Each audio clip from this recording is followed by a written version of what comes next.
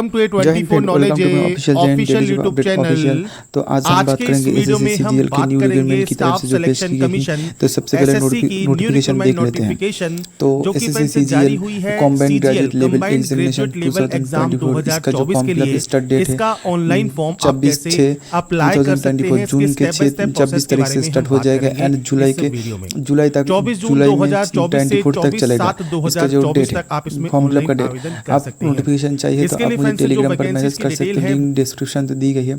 आप यहाँ पर देख सकते हो कौन सी पोस्ट के लिए कौन कौन सी ग्रुप है, आप कौन सी एज, कौन सी पोस्ट, कौन सी एज चाहिए, कितने एज चाहिए। वैकेंसी जो है 17,727 इसका जो वैकेंसी दी गई है टेंटेटिव है। वैकेंसी बढ़ भी सकते हैं घट भी सकते हैं। तो और नीचे देख सकते हो पूरा आपका जो क्वालिफिकेशन है, क्वालिफिकेशन के रिगार्डिंग आपका जो भी पोस्ट चाहिए आप देख सकते हो कौन सी पोस्ट के लिए एप्लीकेबल है, आपके एज कितना है, पूरा डिटेल्स इस नोटिफिकेशन में दी गई है। आप नोटिफिकेशन चाहिए तो आप मुझे टेलीग्राम पर मैसेज कर सकते हो, ठीक है। तो नोटिफिकेशन आप फॉर्म फिलअप से पहले एक बार पूरा पढ़ लीजिए, आपका क्वालिफिकेशन क्या है, आप कौन सी पोस्ट के लिए एप्लीकेबल हो, पूरा का पूरा डिटेल्स इसमें दी गई है, आप एक बार चेक कर सकते हो। तो सबसे पहले चलते चेक ना साइट में आके आपको लॉगिन एंड रजिस्ट्रेशन क्लिक करना पड़ेगा। आप पहले से रजिस्टर हो तो यहाँ पर रजिस्ट्रेशन नंबर एंड पासवर्ड देकर लॉगिन कर सकते हो। अगर आप पासवर्ड भूल गए तो यहाँ पर फॉरगेट पासवर्ड दे सकते हो। अगर आप न्यू रजिस्टर हो तो न्यू रजिस्टर नाउ पर क्लिक करना होगा। रजिस्टर नाउ पर क्लिक करने के बाद कुछ इस तरह का इंटरफेस आएगा, इसमें कंटिन्यू क्लिक करना पड़ेगा। कंटिन्यू क्लिक करने के बाद आपका कुछ पर्सनल डिटेल्स मांगेगा। यहाँ पर आपका आधार कार्ड है, आपके पास आधार कार्ड है तो येस करना पड़ेगा, अगर नहीं है तो आप सीधे सीधे नो कर सकते हो। उसके बाद आपका कुछ भी आपका आइडेंटिफिकेशन कार्ड देना पड़ेगा, voter card, PAN card, passport, driving licence, आपका जो भी है स्कूल कार्ड आप यहाँ पर दे सकते हो अगर आपके पास कुछ भी हो तो। अगर आपके पास नहीं है तो नो कर सकते हो।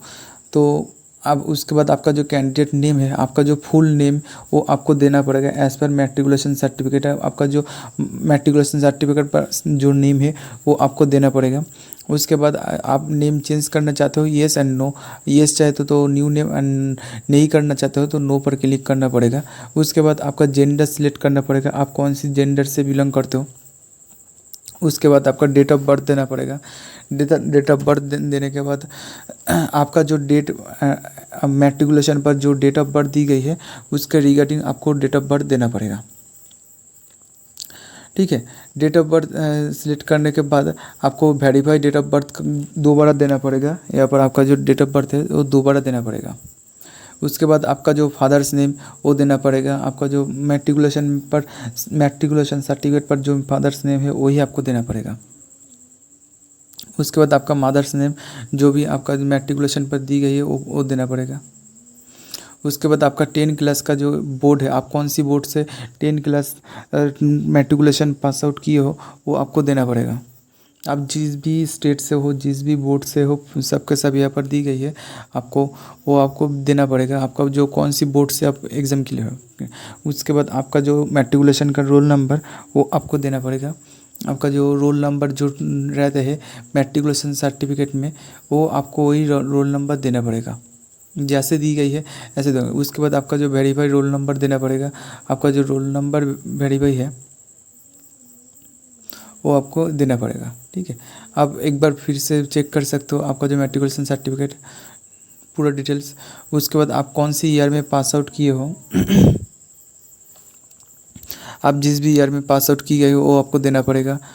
आपका हायर सेकेंडरी का जो आपका हाईएस्ट एजुकेशन कौन से है, आप हाईएस्ट कितने ग्रेजुएशन हो, डिप्लोमा हो, जो भी हो आपको देना पड़ेगा। आपका जो भी आप मतलब आपके हिसाब से आप हाईएस्ट एजुकेशन हो, ठीक है। उसके बाद आपका जो मोबाइल नंबर वो आपको देना पड़ेगा एंड ईमेल आईडी है, जो आपका जो पर्सनल मोबाइल नंबर है ईमेल आईडी देना पड़ेगा। ईमेल आईडी और फ़ोन नंबर देने के बाद सेव नेक्स्ट पर क्लिक करना पड़ेगा। सेव नेक्स्ट पर क्लिक करने के बाद आपको जो email ID phone number verify हो जाएगा। वेरीफाई यहाँ पर अगर वेरीफाई हुआ तो यहाँ पर आएगा, तो उसके बाद सेव एंड नेक्स्ट पर क्लिक करना पड़ेगा। सेव एंड नेक्स्ट पर क्लिक करने के बाद कुछ इस तरह का इंटरफेस आएगा। यहाँ पर आपका न्यू रजिस्ट्रेशन नंबर दिए रहेगा, लेकिन मैं यहाँ पर हाइड कर दिया। ठीक है। उसके बाद आपको कंटिन्यू पर क्लिक करना पड़ेगा। कंटिन्यू पर क्लिक करने के बाद कुछ इस तरह का इंटरफेस आएगा। आपका रजिस्ट्रेशन नंबर एंड पासवर्ड आपने जो डाला है वो आपको यहाँ पर देना पड़ेगा। देने के बाद यहाँ पर कैप्चर कोड है, कैप्चर कोड को देने के बाद यहाँ पर आपको सेव एंड नेक्स्ट करना पड़ेगा। उसके बाद आपका जो न्यू पासवर्ड है, आप न्यू पासवर्ड सेव कर सकते हो। आपका जो भी मन चाहे पासवर्ड दे सकते हो। पहले पहले जो ऑटो पासवर्ड वो आप मतलब एसएससी की तरफ से ऐसा वैसा आ जाता है, तो आप अपने मन के हिसाब से दे सकते हो। जैसे आपका नाम दे सकते हो, कुछ अल्फ़ाबेट दे सकते हो एंड कुछ सिंबल दे सकते हो, जैसे @ एंड ऐसे सिंबल दे सकते हो। आपको जो पासवर्ड है कुछ हार्ट टाइप देना पड़ेगा। आप सिर्फ नाम एंड नंबर नहीं दे सकते।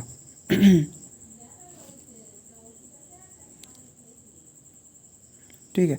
तो उसके बाद आपका जो फेवरेट मूवी आपको मतलब पासवर्ड की देना पड़ेगा, जो आप भूल जाओगे तो आपको वो चाहेगा। तो देने के बाद आपका कौन सी कैटेगरी है, आप SC ST OBC जो भी हो आपको देना पड़ेगा। उसके बाद आपका नेशनलिटी, आप कौन सी नेशनलिटी हो, आप नेशनलिटी आप हिंदू हो, इंडियन हो, जो भी हो इंडियन देना पड़ेगा। उसके बाद आपका आइडेंटिफिकेशन मार्क देना पड़ेगा। आपका बॉडी में कुछ आइडेंटिफिकेशन मार्क हो तो वो देना पड़ेगा। उसके बाद आप डिसेबिलिटी हो, आप पर्सनल डिसेबिलिटी हो तो देना पड़ेगा। आपको मतलब कुछ आपको दिक्कत में होगा तो देना पड़ेगा। उसके बाद आपका जो एड्रेस है, आपका जो फुल एड्रेस है वो आपको देना पड़ेगा। जैसे आपका विलेज एंड पोस्ट, आपका जो पिन कोड, पूरा डिटेल्स आपको यहाँ पर देना पड़ेगा। यहाँ पर ऑटो सिलेक्ट हो जाता है। तो आप सेम एड्रेस है तो येस पर क्लिक करना पड़ेगा। तो सब कुछ अब चेक करने के बाद आप सेव एंड नेक्स्ट पर क्लिक कर सकते हो। सेव एंड नेक्स्ट पर क्लिक करने के बाद उसके बाद आप आई एग्री करके एंड आप चाहे तो प्रीव्यू कर सकते हो। आप अगर आपको लगता है कि आप सब कुछ जो भी किया सही है तो आप कंटिन्यू कर सकते हो। तो कंटिन्यू करने के बाद कुछ इस तरह का सक्सेस का इंटरफेस आ जाएगा। ठीक है। आपका जो फॉर्म फिलअप की रजिस्ट्रेशन किया हो वो सक्सेसफुल हो गया, आप यहाँ पर चेक कर सकते हो। तो उसके बाद आप देख सकते हो आपका जो पूरा डिटेल्स यहाँ पर आप कॉम्बाइंड ग्रेजुएशन के लिए रजिस्ट्रेशन किया हो एंड आप अप्लाई करना चाहते हो तो अप्लाई कर सकते हो। अप्लाई पर क्लिक करने के बाद कुछ इस तरह का इंटरफेस आप लोगों के ओपन हो जाएगा। आखिर में आना होगा, आप एक बार पूरा रीड कर सकते हो चाहो तो। रीड करने के बाद आप यहाँ पर फिल नाउ पर क्लिक करना पड़ेगा। फिल नाउ पर क्लिक करने के बाद आपको यहाँ पर जो क्वालिफिकेशन है आपको देना पड़ेगा, जो भी आपका क्वालिफिकेशन है ग्रेजुएशन मास्टर CGL के लिए। तो उसके बाद आपका पूरा डिटेल्स यहाँ पर EQ स्टेटस देना पड़ेगा।